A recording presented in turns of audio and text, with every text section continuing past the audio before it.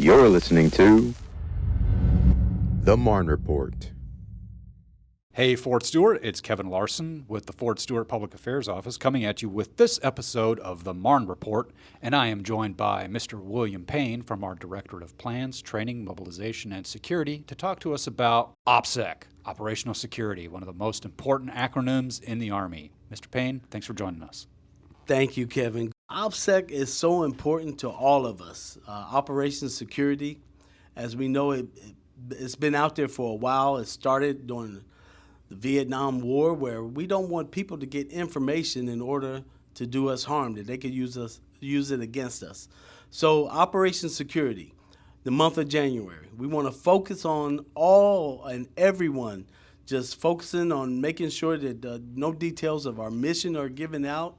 Nothing, even the spouse and families, they're so proud of their loved ones, but let's not be talking about their jobs specifically and where they work. We're proud of them. We love the American soldier. That's true, absolutely true. So to kind of back it up a little bit and to kind of give a little bit of background to this episode, tell us a little bit about yourself. How did you get started in operational security? What is your connection to keeping our soldiers and family members safe and not sharing details with the enemy? Well, Kevin, it started a long time ago because I am a retired soldier. So Operation Security becomes second nature. But in the job that I am now with OPSEC, it's the little things that we can pick up or the enemy can pick up to make us vulnerable. So we don't want to give them anything that will lead to our soldiers being harmed or even causing harm to ourselves. So I started this a long time ago, as I said, in the military, but my job now is to get the word out to make sure that operations security is across the board. It becomes second nature. We don't know who we're talking to until we find out later they use what we said against us. So what are some of the more common ways you see people violating OPSEC? What are some of the concerns that you have with maybe social media is something that you're worried about?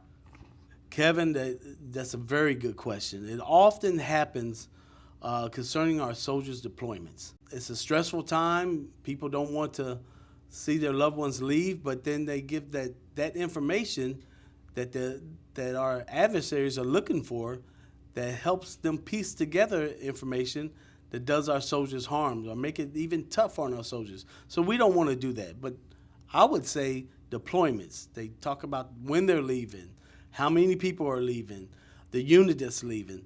All of that is what our adversary is looking for. And that's all open source kind of things. Yes, sir. Little details getting strung together that form that bigger picture, right? Yes, sir. You are absolutely right, Kevin. And that's where we have to be cautious of what we say, who we say it to, and where we say it. Because you may not be speaking to someone directly, but someone is always listening to what we're saying, especially Americans. So what tips do you have? What is an appropriate thing someone could post on their social media during this high stress deployment times? What is something that people can say that's appropriate and will protect our soldiers and families? It's okay to post that, I love my dad, but don't say what unit your dad's attached to, and don't say that your dad's leaving in X number of days, and my dad's assigned to so-and-so. So it's generalized, just general things that we should talk about, not specific things that what someone can use against us, Kevin. So is it just social media you're worried about, or what about people out in public, like say at a coffee shop? You're just out sitting around with your friends, having a cup of coffee, talking about things. Is that possibly an area of concern too? Kevin, you're on target. That is so correct. You could be out in the public area just having coffee and enjoying your day, and then slip into a conversation about a deployment, slip into a conversation about where your husband works and our wife or husband, and find out that you're now talking about what their job is. And that information is easily, where you may think it's not important, it's so important and easily be used against our soldiers. So we don't want that to happen. What about like posting pictures of a loved one on social media or any public-facing venue? Kevin, you're great with your questions. Yes, posting pictures of that's time dated, posting pictures of locations, those are all examples of what we don't want to do. And we get so involved in our feelings sometimes, as I say, especially if our loved one or our father or mother is deployed. We want to see the pictures, but then we want to share the pictures. That sometimes is not always a good thing. Deployments aren't always fun, but we have to keep them very tight in what we say, and the information that we provide has to be very limited. All right. We'll pause here for a brief break, and we'll come back and touch on something about deployments that's very sensitive. But for now, we're going to take a brief break to listen to one of our excellent command messages that we put out here from the Public Affairs Office.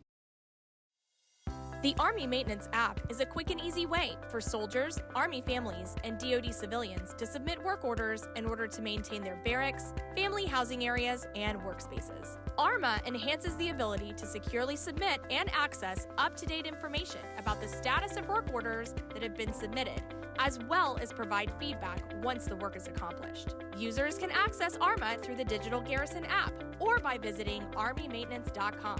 No issue is too large or too small for ARMA.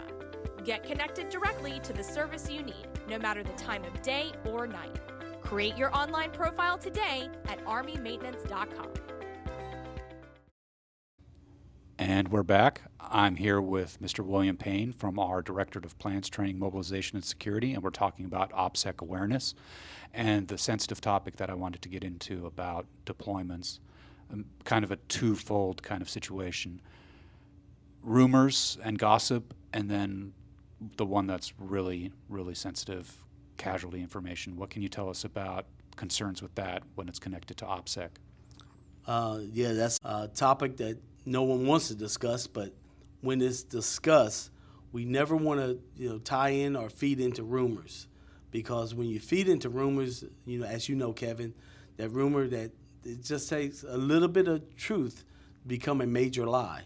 So we don't want that to happen. Then if there is something that happens to our soldiers or our family members or our loved ones, we don't want to put that information out. We want to make sure that we keep that close hold.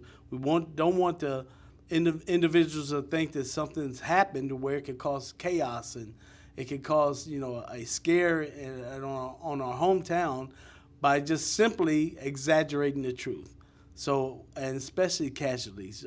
If something happens, let that run its course.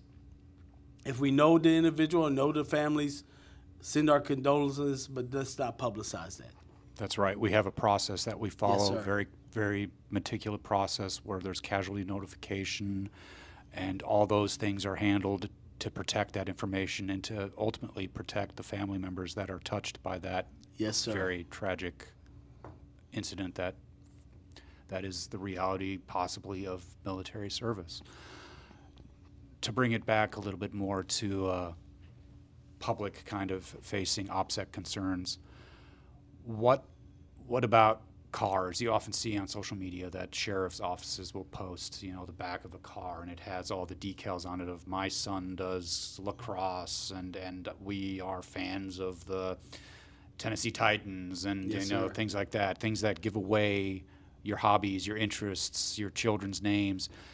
Are there any concerns OPSEC-wise from a military standpoint, from an Army standpoint, about decal stickers on a car? Yes, sir, Kevin. Think about it. You're traveling behind a vehicle, and you see pictures of the spouse, the husband, the wife, and 3 kids. Then you see a soccer ball beside of it with a sign that says, "I love my soldier. My heart is with you while you're deployed."